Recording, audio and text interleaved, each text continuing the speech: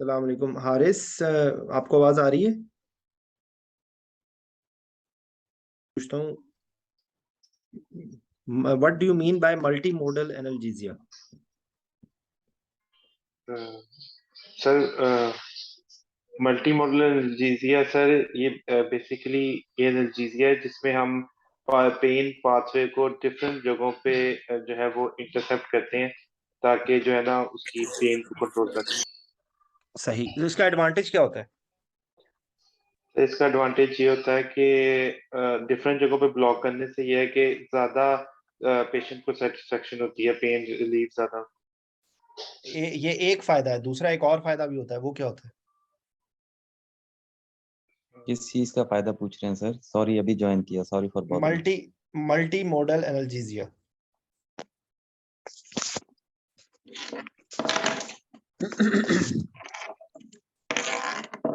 Sir, इसका long term benefit होगा, एक पेशेंट सेटिस्फेक्शन भी है और पेशेंट सेटिस्फेक्शन जो आप कंट्रोल। बोल रहे हैं, पेशेंट सेटिस्फेक्शन तो अगर आपने एक पेशेंट को एक चीज बहुत ज्यादा दे दी है तो भी सेटिस्फेक्शन तो हो जाएगी। सर मल्टी मॉडल का reduce sir, side effect profile. एक सेकंड, जो सर बोलना चाहता है वो मल्टी हैंड रेज करे ताकि सबको समझ आए। जी निम्रा, आप बोल रही थी, जो भी बोल रहा था हैंड रेज करें। Sir reduce side effect profile हो जाती है। Very good. तो क्योंकि जब आप मुख्तलिफ दवाइयाँ यूज कर रहे हैं तो उससे जो relative requirement of the medications will be reduced. ठीक है। तो ओपियाइड की रिक्वायरमेंट कंजम्पशन कम हो जाएगी, बेहतर पेन कंट्रोल होगा। ठीक है। जो सेटिस्फेक्शन वाली बात है ना, वो ज्यादा जो लफ्ज पीसीए के लिए यूज होता है। ठीक है। तो अब आप में से जो जिन्होंने स्टार्ट किया था आईफोन, आप ही इस सवाल का जवाब दें। क्या मोडालिटीज होती हैं मल्टी मॉडल एनाल्जेसिया में? सर, इसका पाथवे में होता है ट्रांसडक्शन, हम्म ट्रांसमिशन, हम्म परसेप्शन और हम्म, मॉड्यूलेशन। ठीक है। चार चीजें हो गई। तो अब आप जो जी दवाइयां दे सर। रहे हैं वो कहाँ पे, कौन कौन से स्टेप्स पे कर रही हैं एक्ट?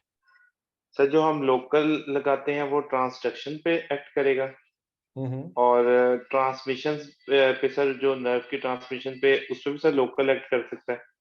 हम्म और जो मॉड्यूलेशन पे sir I think ketamine sir effective होती है। रिसेप्शन पे पैरासीटामोल अच्छा, इफेक्टिव है। मॉड्यूलेशन का क्या मतलब होता है? आपने कैटामीन का नाम लिया है सिर्फ, तो क्या और कोई मॉड्यूलेशन नहीं होती, सिर्फ कैटामीन के जरिए होती है मॉड्यूलेशन? अ, सर और भी मॉड्यूलेशन करवा सकती हैं बहुत drugs. Anyone else who knows it, just raise the hand. जो बोलना चाहता है बताए इस सवाल का जवाब।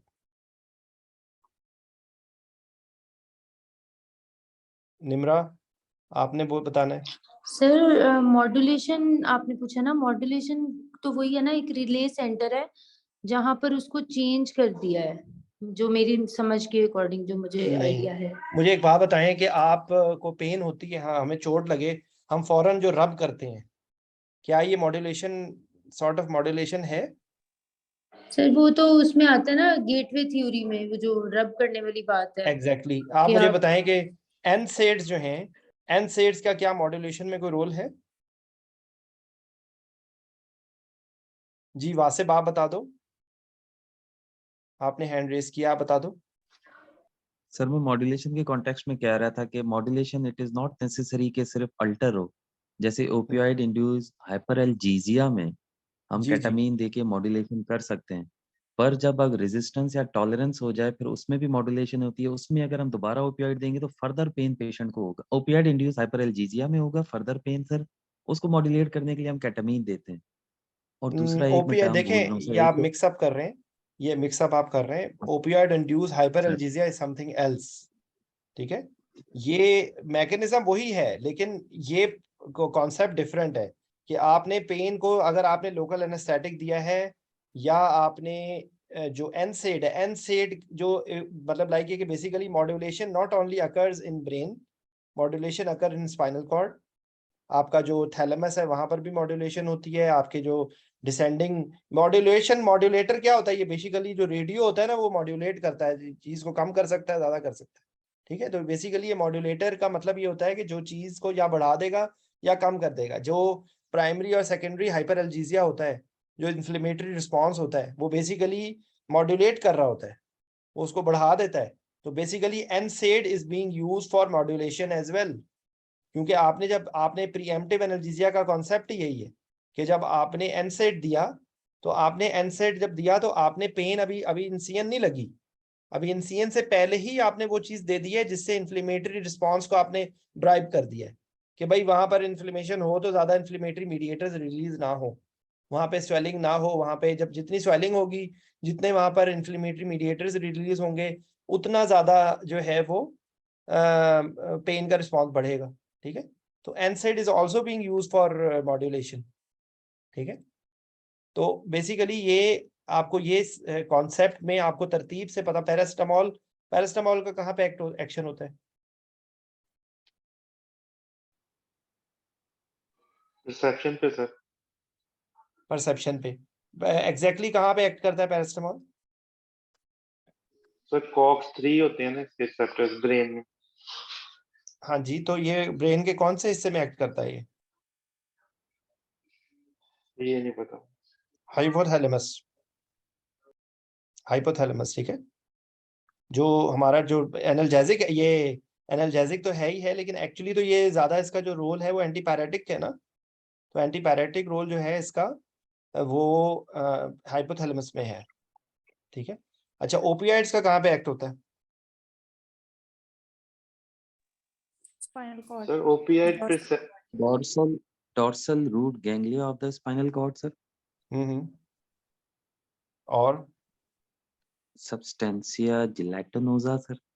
और और मतलब स्पाइनल कॉर्ड, ब्रेन, पेरिफेरल भी होते हैं रिसेप्टर्स ओपियाइड्स? सर पेरिफेरल होते हैं जिसकी वजह से ये कॉन्स्टिपेशन एंड मियोसिस जो दो आ जाते हैं, साइड इफेक्ट्स आ जाते हैं जो एंटेरिक पे होते हैं, जिसकी वजह से हमारी बॉडी constipation के होता है, अंदर भी tolerance- ओपियाइड्स होते हैं, हर इंसान के अंदर ओपियाइड्स होते हैं? ये कंफर्म जी नहीं सर। वो क्या एनकेफ्लिन, कहते हैं? Endorphins. Enkephalin and endorphin. Endorphin, ठीक है। endorphins, और हाँ। ये जो बेसिकली जो ये साइकोलॉजिकल, रेटिकुलर एक्टिवेटिंग सिस्टम से बनते हैं ना, वहां पे जी, बनते हैं। जो ये साइकोलॉजिकल थेरेपीज जितनी भी होती हैं वो बेसिकली इस चीज पर बेस कर रही होती हैं, ठीक है।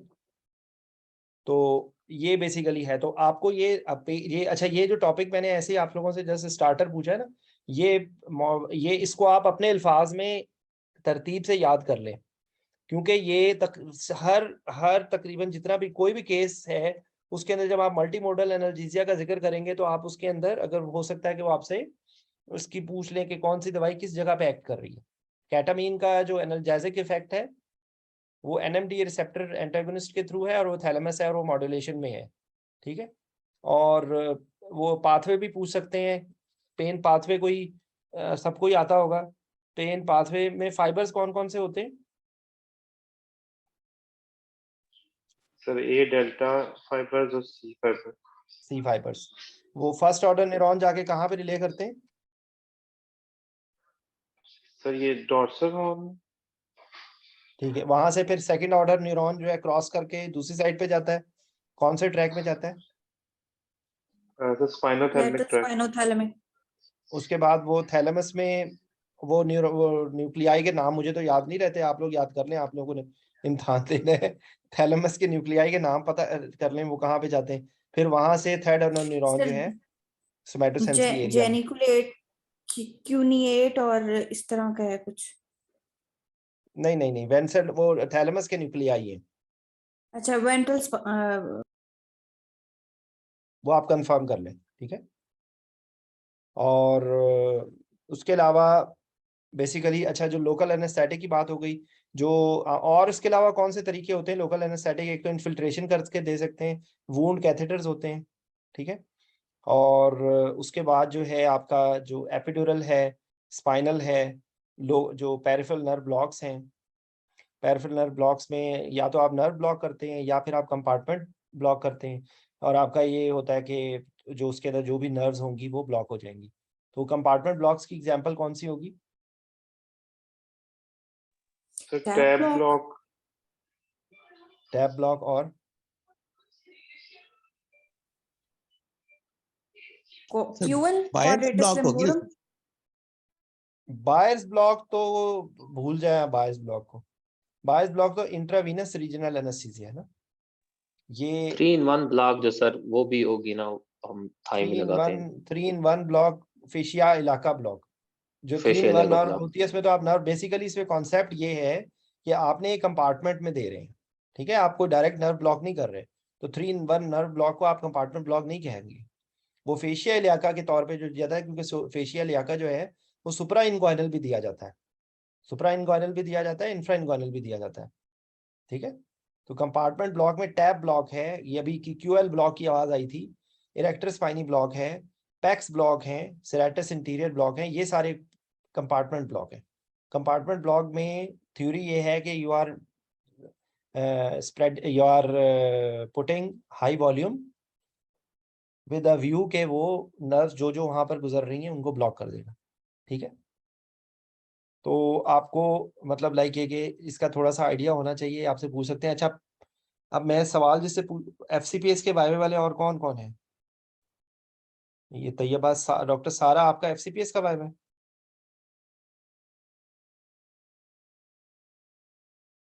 जी सर, मेरा FCPS है। नहीं, आपका तो मुझे पता है, आप तो मेरी परमानेंट आप आजकल ज्वाइन कर रही हैं, कुछ नए लोग आए हुए हैं, मैं उनसे पूछ रहा हूँ। और कोई FCPS का लो है, कोई जवाब देना चाहता है डॉक्टर? सर जी सारे सर। एफसीपीएस में सारे FCPS के सर।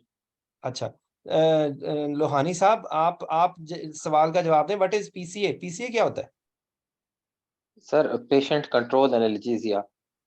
क्या अगर पूछे व्हाट इज PCA, क्या इसका फायदा होता है, क्या इससे मुतालिक क्या क्या बातें आपको पता होनी चाहिए? What is the advantage of sir PCA?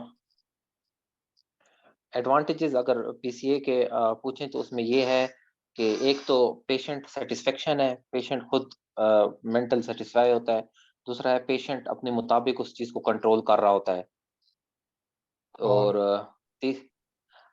तीसरा ये है कि ओपियाइड एनेस्थीसिया है, मतलब एक हाई लेवल का एनेस्थीसिया है।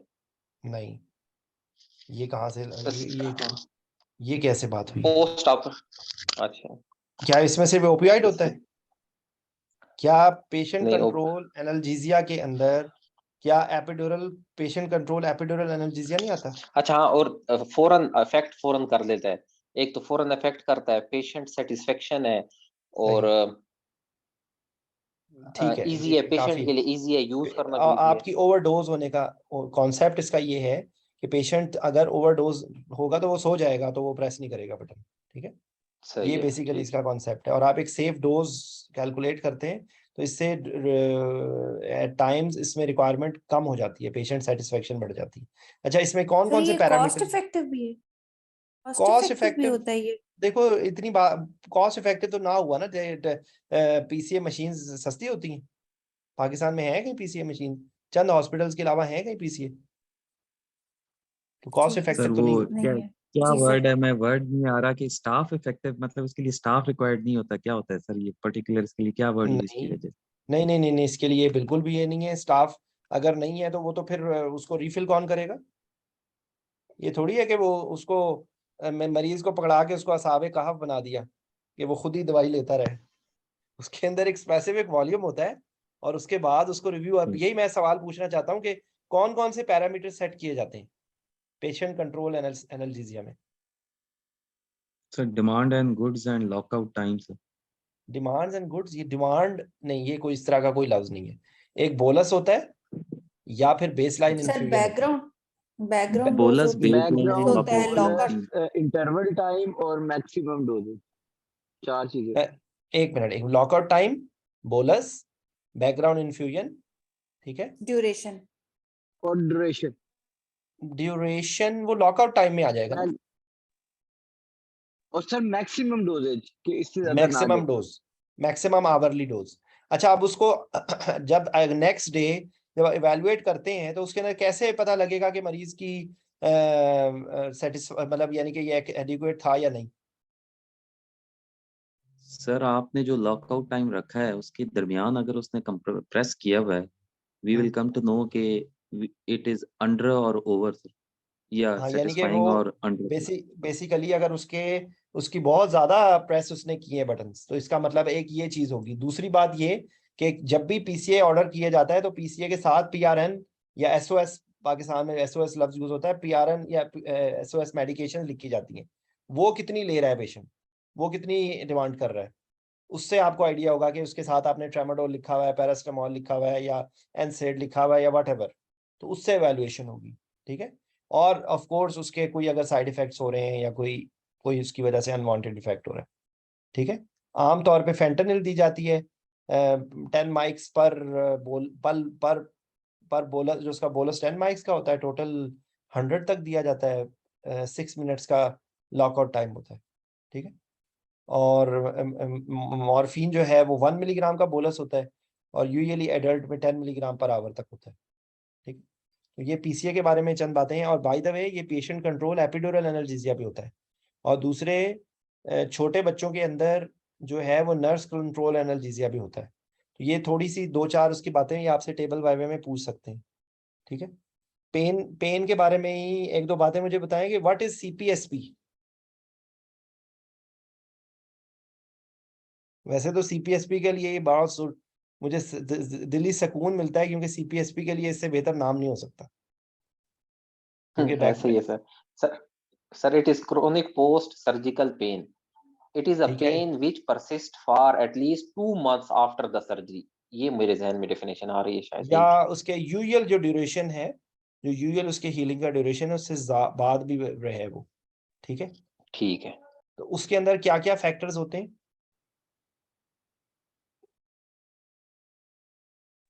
कौन सर से उसमें फैक्टर्स? एग्जाइटी होती है पेशेंट की। ठीक है। एग्जाइटी है, प्री ऑफ सिवियर पेन है, ठीक है। ठीक है, डिप्रेशन है। ओके। ये 3 याद यंग सर है। पेशेंट, इसमें फीमेल प्री ऑफ जेंडर। होते हैं। एक मिनट प्लीज, जिन्होंने बोला उनको पूरा मौका देना दें। आप जी डॉक्टर मोना, आप इसको, मैं एक कुछ किताब एक थी, उस किताब के पहले सफे पे लिखा हुआ था क्लासिफाई और डाई। तो अगर आप इसको क्लासिफाई कर लेंगी, या आपने जो फैक्टर्स बताए हैं इसके अलावा कुछ सर्जिकल फैक्टर्स होते हैं, कुछ ऐसी सर्जरीज होती हैं जिनमें chronic surgical post surgical pain होने के ज्यादा चांसेस होते हैं?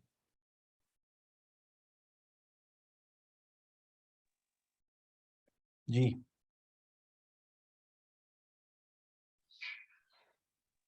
सर मैं एनीवन बताऊं? प्लीज। जी जी बताएं। Sir limb amputation, mastectomy, hernia surgery and laparoscopic surgeries.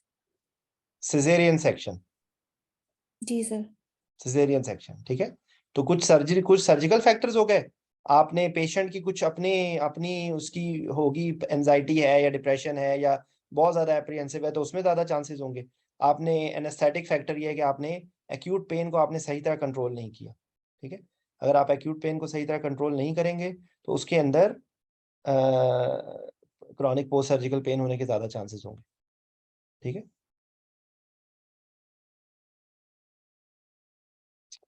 अच्छा।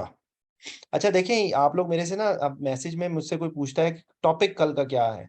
तो बात ये है कि देखें, आजकल तो मैं जो नॉर्मल क्लासेस में सब लोगों के लिए लेता हूँ वो मैं नहीं ले रहा, ही तो आप लोगों के लिए।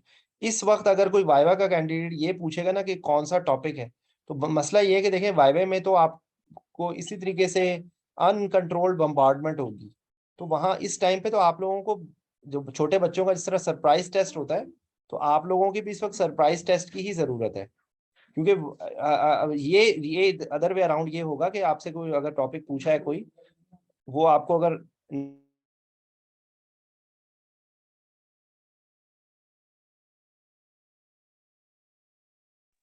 तो अगर आप जो है वो क्या नाम है इसका, अगर आपको कोई चीज उसमें से नहीं समझ आई है तो आप पॉइंट्स नोट करके उसको रिकन्फर्म करके चेक कर ले। ठीक है। अच्छा, एक और टॉपिक थोड़ा सा एटिपिकल सा है। ये रैपिड रिस्पांस टीम क्या होती है?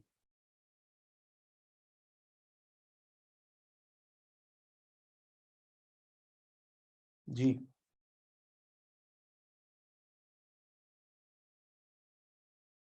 कौन जवाब देगा?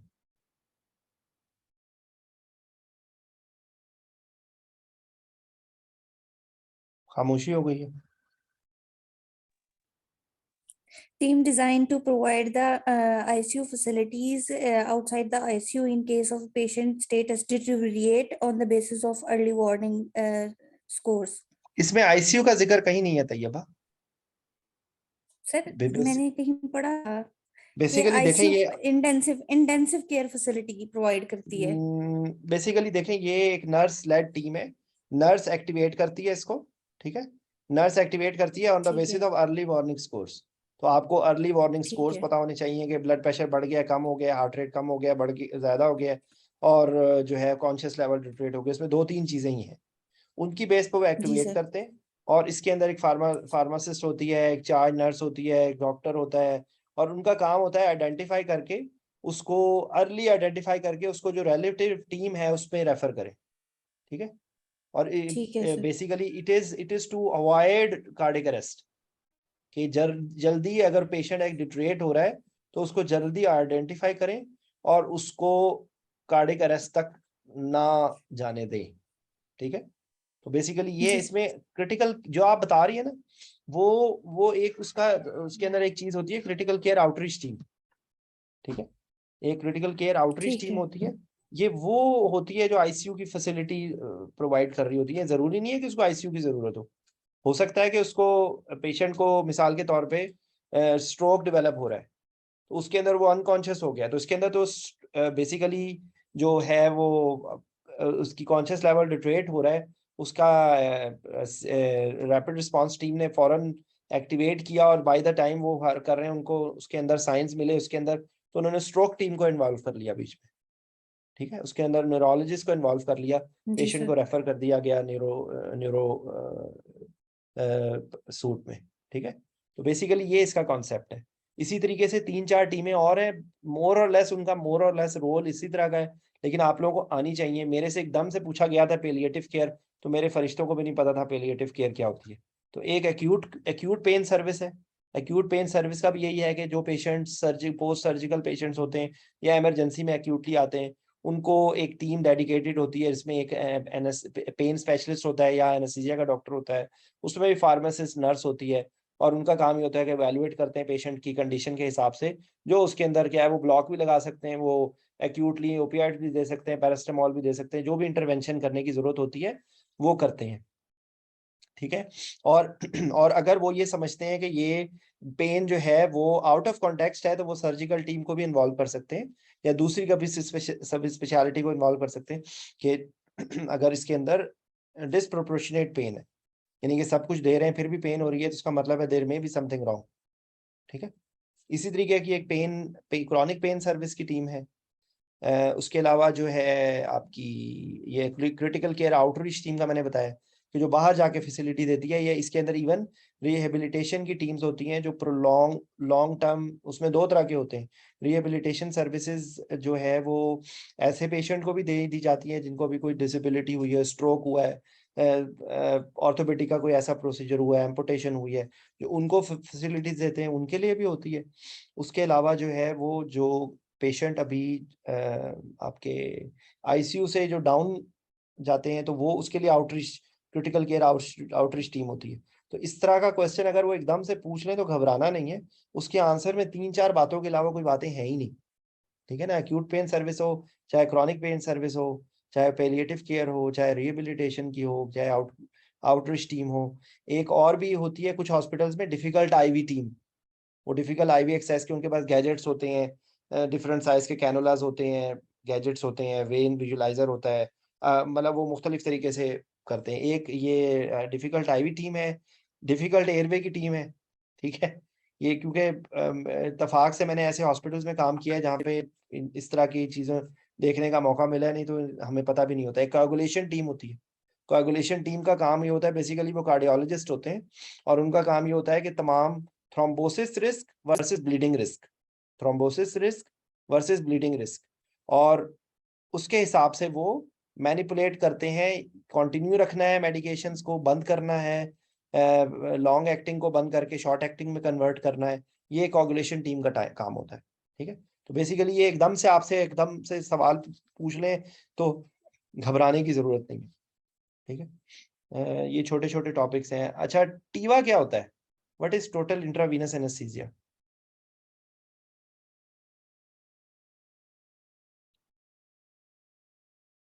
अब कोई और भी जवाब दे। डॉक्टर मोना आप बोले, निम्रा, ये जकरिया, उमर जी, एनीवन, वासिब, अजहर? सर ये आईवी एनेस्थीसिया है ना, जी जो जी। हम मेंटेनेंस और इंडक्शन के लिए यूज करते हैं। अगर आपसे टोटल है कोई ये मतलब। पूछे कि what do you mean by total intravenous anaesthesia, तो आप उनको क्या बताएंगे?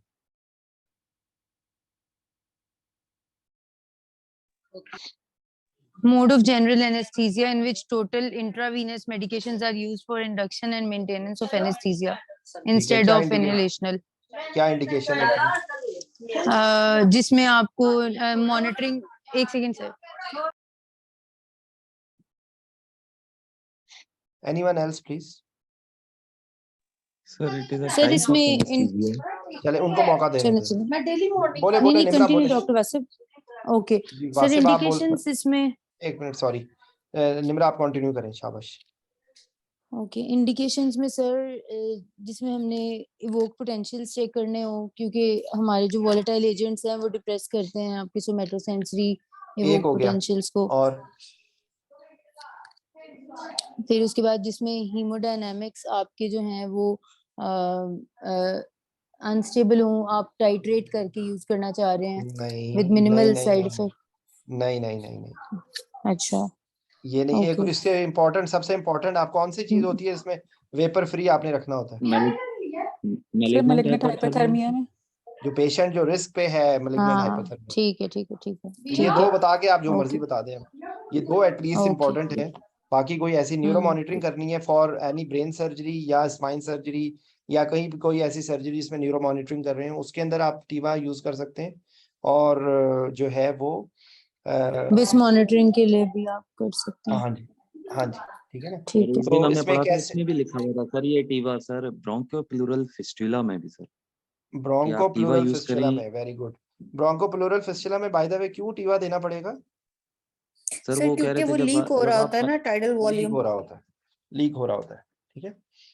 तो बहरहाल ये क्योंकि उसमें मैक अचीव नहीं होगा। सर इसके अलावा डे केयर सर्जरी में टीवा यूज किया जा सकता है, और पोस्ट ऑपरेटिव नोजिया वॉमिटिंग का जिसमें हाई रिस्क पेशेंट होंगे ना, उनके लिए हम टीवा प्रेफर करेंगे। टीवा में कौन कौन सी मेडिकेशंस यूज हो सकती हैं? सर प्रोपोफोल और मसल रिलैक्सेंट और अच्छा देखिए, एनाल्जेसिक्स। मसल रिलैक्सेंट को आप इसमें बीच में क्यों ला रही हैं? सर इंट्यूबेशन अगर की हुई नहीं है और अगर देना पड़ नहीं रहा है नहीं तो नहीं नहीं नहीं नहीं नहीं। नहीं, ये पाकिस्तान में जो रहते हैं ना लोग, हम लोग सब, मैं भी उनमें जी शामिल सर। था, मुझे पाकिस्तान से बाहर निकल के पहली दफा पता लगा कि मसल रिलैक्सेंट के बगैर भी एनेस्थीसिया दिया जा सकता है, ठीक है। सर तो प्रोपोफोल मिडाजोलैम इंट्यूबेटिंग तो डोज, हमने यूज किया है सर, प्रोपोफोल एंड इंट्यूबेटिंग डोज के मिडाजोलैम तो यूज बाद किया है। इंट्यूबेटिंग डोज के बाद आप 10-10 12-12 घंटे का मैंने एनेस्थीसिया परफॉर्म किया है without giving any muscle relaxant, ठीक है। जब आपने मसल रिलैक्सेंट दे दिया तो फिर सर क्या जब वो न्यूरो टीवा, मॉनिटरिंग करते हैं तब भी तो ना देते मसल रिलैक्सेंस स्कोलियोसिस में मसल ये, स्पेसिफिकली, तो हाँ फिर तो उस पे ये टीवा पी चलती है विदाउट ये मसल किसने रिलैक्सेंस, जवाब सिर्फ दिया था? ये इंडक्शन पे तैयबा, इंट्यूबेशन के टाइम मसल रिलैक्सेंस जी देते जी, हैं। ये तैयबा आपका ये ब्लंडर है, जिसने भी जब बोला था मसल रिलैक्सेंट, तो ये इट्स अ ब्लंडर, ठीक है। ऐसे अभी आप कह रहे हैं कि मॉनिटरिंग करनी है, अभी आप कह रहे हैं कि मसल रिलैक्सेंट देना है, ठीक है। तो ऐसे ऐसे ब्लंडर्स नहीं करने, ठीक है। और तो इसके अंदर बेसिकली आप प्रोपोफोल देते हैं, मिडाजोलैम है, फेंटानिल है, इस रेमिफेंटानिल है, केटामीन डेक्समेडिटोमिडीन केटामीन भी है। Use केटामीन is not a very good agent, क्योंकि केटामीन से इवोक पोटेंशियल पे इफेक्ट होता है। जी सर, लेटेंसी और एम्पलीट्यूड दोनों इंक्रीज हो जाते हैं। दोनों इंक्रीज हो। तो फिर आपको ऐसी चीज देनी चाहिए, नहीं सर। ठीक है। तो अब देखें, बोलने से पहले सोचें, ठीक है। किताबों का रट्टा ना करें, अपने दिमाग को इस्तेमाल करें। आप लोग खुदा की कसम किताब से ज्यादा बेहतर आप लोगों के पास नॉलेज है, लेकिन प्रॉब्लम यह है कि आप लोगों को, चाहे मैं जितने डंडे मारूं आप लोगों को कि खुदा के लिए किताबों का पीछा छोड़ दो, आप लोग कहीं ना कहीं से घुस के किताबों में जरूर घुसना है। किताबें वाइवा के लिए कॉन्ट्रा इंडिकेटेड है। आप लोगों को मेरी बात अजीब लगेगी, लेकिन बट दैट्स अ रियलिटी। किताबों की बातों को आपने अपने अंदाज में बोलना है। जो लोग फेल होते हैं वो इसलिए फेल होते हैं क्योंकि वो अनफॉर्चुनेटली उस क्वेश्चन को इंटरप्रेट नहीं कर पाते, और वो ये समझ रहे होते हैं कि जो किताब के अंदर जो बात लिखी हुई है, एग्जामिनर आपसे जो मर्जी बात पूछ रहा है वो आप उसको करते हैं, ये वही टॉपिक आ गया है तो थ्रो कर दो उसके ऊपर। ठीक है, तो वहां पर ये अच्छे अच्छे स्टूडेंट्स खुदा न खास्ता फेल हो सकते हैं। तो आप लोग अपनी इंटेलिजेंस पे भरोसा करें, आपकी इंटेलिजेंस सबसे बेहतर होगी। ठीक है, तो अच्छा, ये छोटे छोटे टॉपिक्स कुछ हो गए। अच्छा मुझे बताएं एमआरआई सूट के अंदर कैसे एनेस्थीसिया देना है, and what are anaesthesia consideration in MRI suit.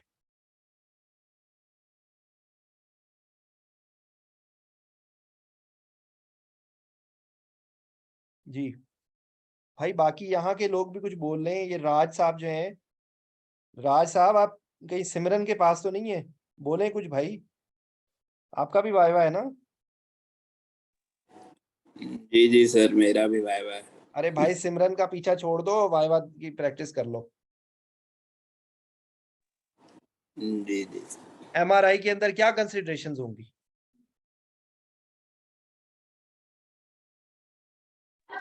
MRI safe और एमआरआई कंडीशनल इक्विपमेंट्स होने चाहिए, और उसके अलावा लॉन्ग ट्यूबिंग्स आपकी होंगी अच्छा ताकि निम्रा, इंटरफेरेंस आप मुझे कम एक से बात कम। बताएं कि जो कंसर्न्स होते हैं, इसका क्या ये मतलब होता है? कंसर्न्स आप पूछ रहे हैं? अच्छा, ये कंसर्न्स आप पूछ रहे हैं ना सर? एक मिनट उनको बोलने दो प्लीज। जी निम्रा कंटिन्यू करें, जिसने शुरू किया है वो कंटिन्यू करें जी।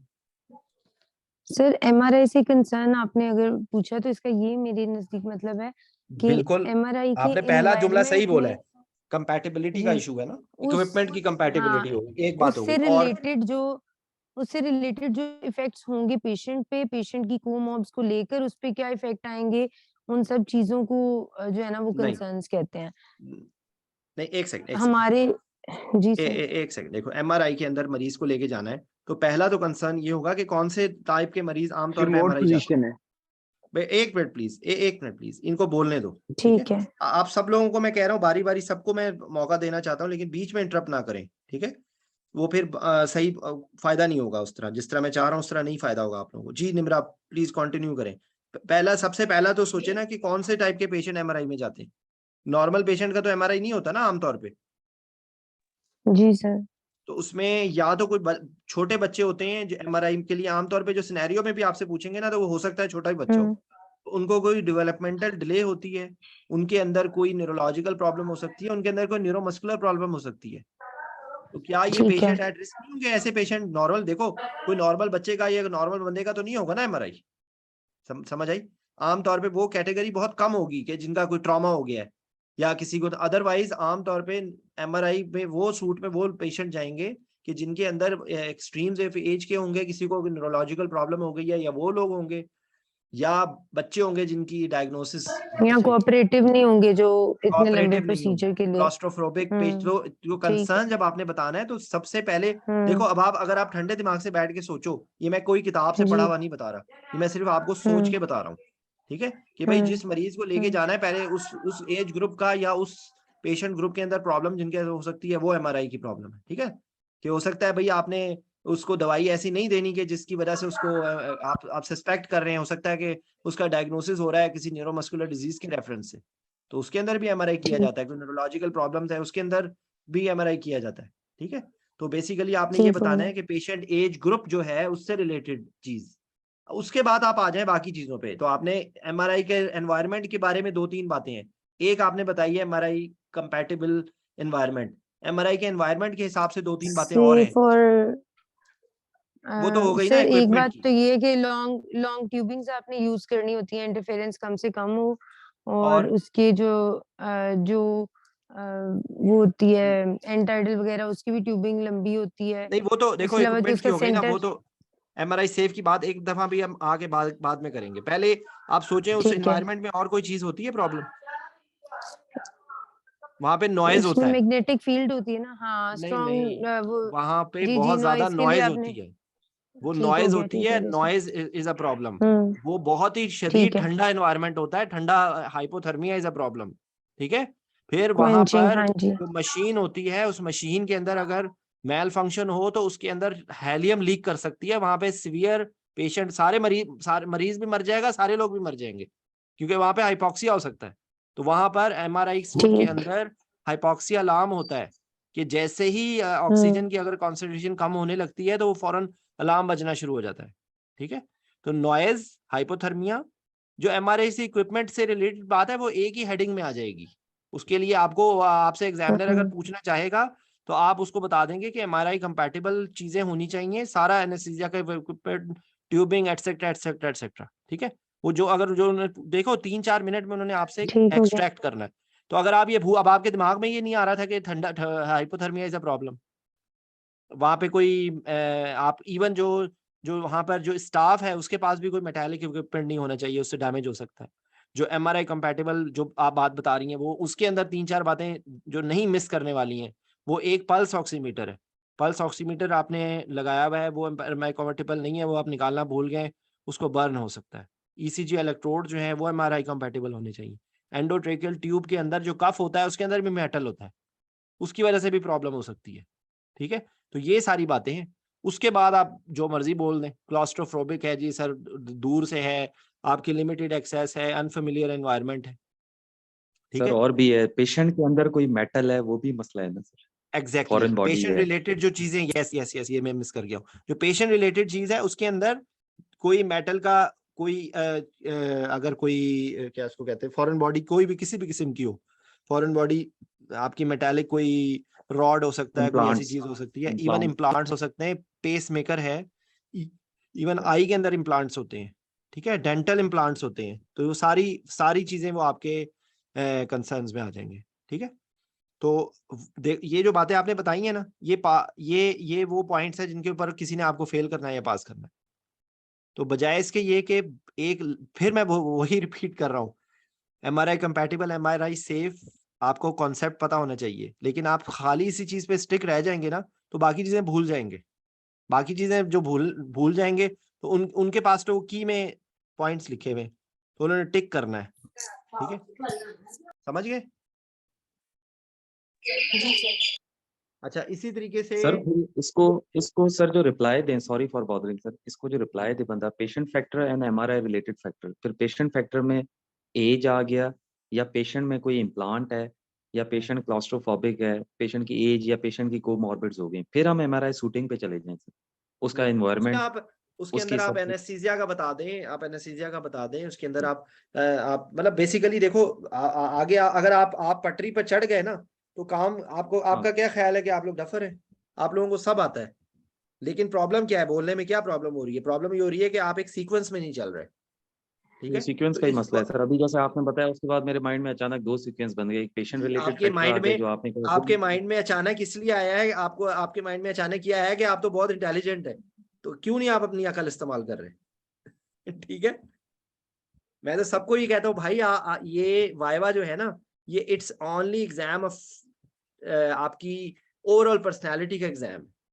रिटर्न में जो नॉलेज होती है वो धरी की धरी रह जाती है अगर आप सही तरह बोलेंगे नहीं, तरतीब से नहीं देंगे। ठीक है, तो हर जो किसी एक किताब के अंदर लिखा हुआ था, ये मेरे ख्याल जेम्स निकोलस एसएक्यूज के लिखा हुआ था शुरू में, क्लासिफाई और डाई।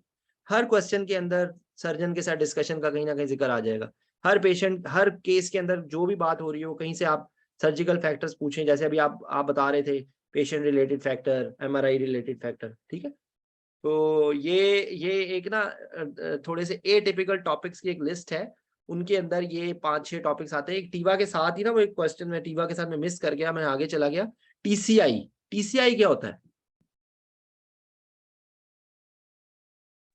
Target control infusion. तो इसको कैसे एक्सप्लेन करेंगे?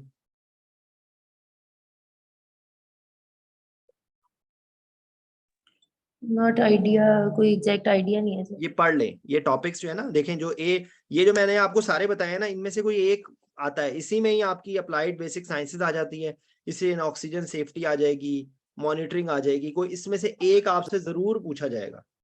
तो आप इसकी एक लिस्ट बना के उसके बारे में, और क्वेश्चंस इसी तरह के ही होते हैं, क्या होता है, क्या ट्रबल शूटिंग होती है, क्या प्रॉब्लम हो। तो TCI होता है बेसिकली, उसके अंदर एक पेशेंट डेमोग्राफिक्स के हिसाब से कुछ दवाइयों के मॉडल्स अवेलेबल हैं।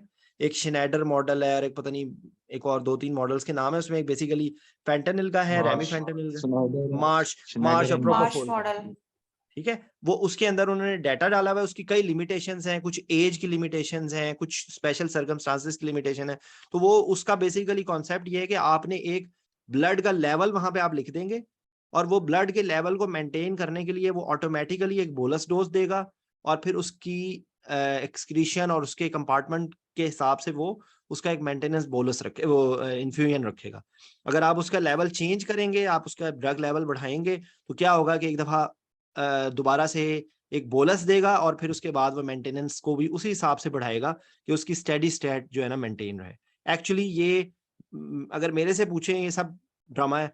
प्रैक्टिकली स्पीकिंग इसका कोई खास फायदा नहीं होता। अगर आपने अच्छी डोज पे अच्छा आपने कवर करके किया हुआ है ना, तो इसका मेरा मतलब ये मैं आपको अपनी पर्सनल राय दे रहा हूँ क्योंकि मैंने ये यूज किया हुआ है TCI। तो TCI का कोई प्रैक्टिकली स्पीकिंग कोई बहुत खास फायदा नहीं होता। क्योंकि मैं ये समझता था जब मैंने पहली दफा पढ़ा नहीं था, तो मैं समझता था कि कोई ऐसा सिस्टम होता होगा जिससे ब्लड में उसके लेवल्स चेक किए जा रहे होंगे।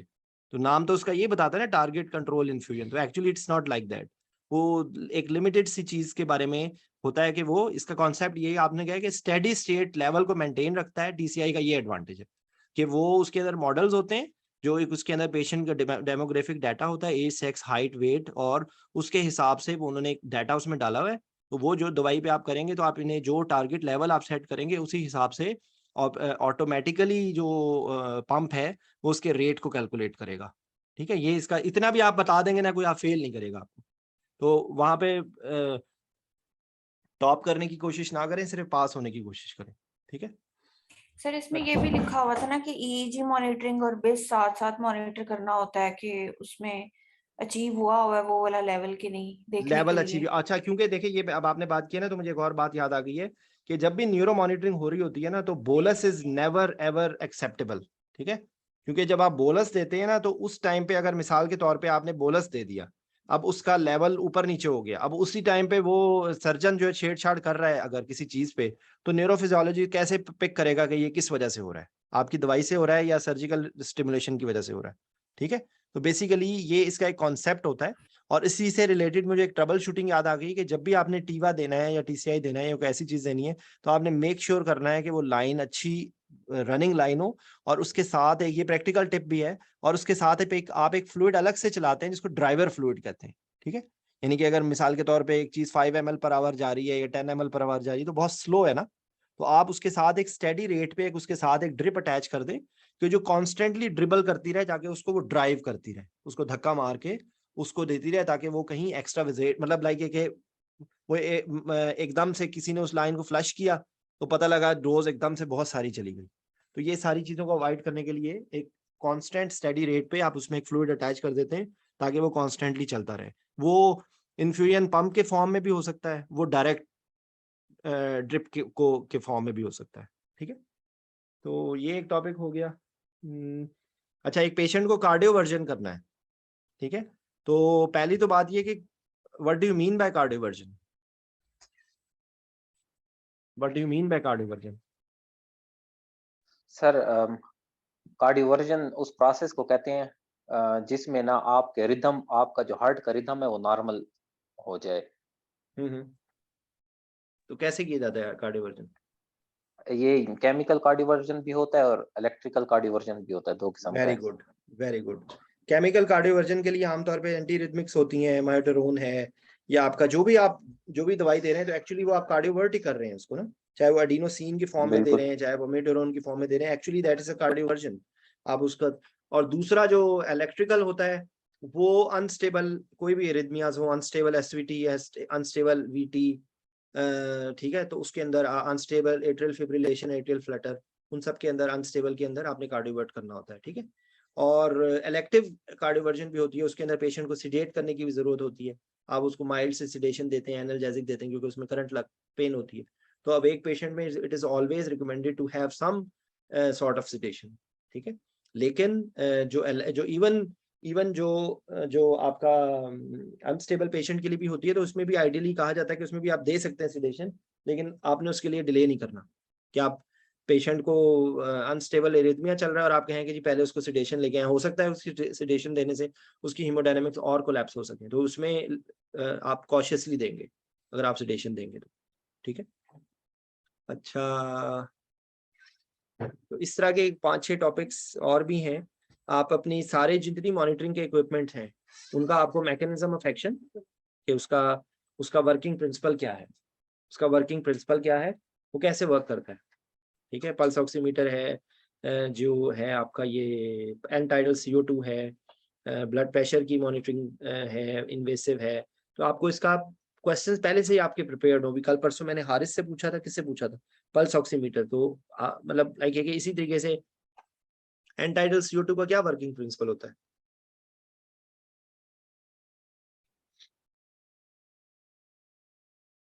जी, फोटो स्पेक्ट्रोमीटर सर होता है इसका, photo spectrometer. Infrared gas analyser नहीं है, अच्छा ठीक है। इंफ्रारेड देखिए, पैरामैग्नेटिक। सर किसका पूछ रहे हैं? एन टाइडल CO2 इंफ्रारेड वाला ही है, इंफ्रारेड बेसिकली स्पेक्ट्रोफोटोमीटर। पैरामैग्नेटिक होता है उसके लिए जिसके एटम के अंदर एक जैसे सिमिलर एटम्स हो। तो उसकी एग्जांपल है ये आपकी जो है वो ऑक्सीजन, नाइट्रोजन, ठीक है। तो वो उसका पैरामैग्नेटिक एनालिसिस होता है। जो बाकी जितनी भी गैसेस होती हैं उनके लिए जो वर्किंग प्रिंसिपल उसका इंफ्रारेड है, ठीक है। चलें ठीक है, आज के लिए मैं इतना काफी। देखिए सारा दिन आप लोग अगर कोई सवाल पूछें या मैं आपसे सवाल पूछूं तो जवाब नहीं कोई देता। प्रैक्टिस इसी तरह ही होती है, प्रैक्टिस रैंडम होती है। बाकी आप यूनिट्स को भी कवर अलग अलग भी कर सकते हैं, लेकिन एक्चुअली ये छोटे बच्चों के सरप्राइज टेस्ट के हिसाब से अगले दिन आप 20-25 दिन को रखें, ठीक है। तो इंशाल्लाह फिर जो यूनिट, अगर आप यूनिट ऐसा करें कि देखें यूनिट रखें एक कोई, अगर आप रखना चाहते हैं। उसके साथ जो है अभी 2 दिन पहले डायबिटीज किया था, फिर उसके बाद फिर खामोशी हो गई, मैं भी नहीं कर सका मैं अभी। तो कुछ पेन के टॉपिक्स भी इसी तरह ही कर लेंगे, आप तरतीब से रखें इसी तरीके से, ठीक है। तो कल इंशाल्लाह फिर नेक्स्ट टाइम नेक्स्ट टॉपिक्स के साथ करेंगे, ठीक है। Okay, thank you very much. Thank you sir, thank you. Thank you sir. Thank you, sir. और जो लोग खामोश बैठे हैं उनसे मेरी गुजारिश है, थैंक यू वेरी मच भाई sir. No problem, you are welcome. देखें आप लोग टेबल, मैं फिर रिपीट कर रहा हूँ, वाइवे में जितनी प्रैक्टिस करेंगे ना उतना फायदा होगा। और अभी भी डरे नहीं। हाँ, ये मेरा मकसद आप लोगों में से किसी को एम्बैरेस करना थोड़ी है। मुझे क्या फायदा है, मुझे बताएं। वहां पर और ग्रुप में भी इस टाइम पे सारे लोग इतने मेच्योर हैं कि किसी को शर्म नहीं आनी चाहिए कि भाई मैं वाइवा रिकॉर्ड करूंगा तो कोई गलत बता दूंगा तो पता नहीं मेरे क्या हो जाएगा, मुझे रिश्ता नहीं मिलेगा।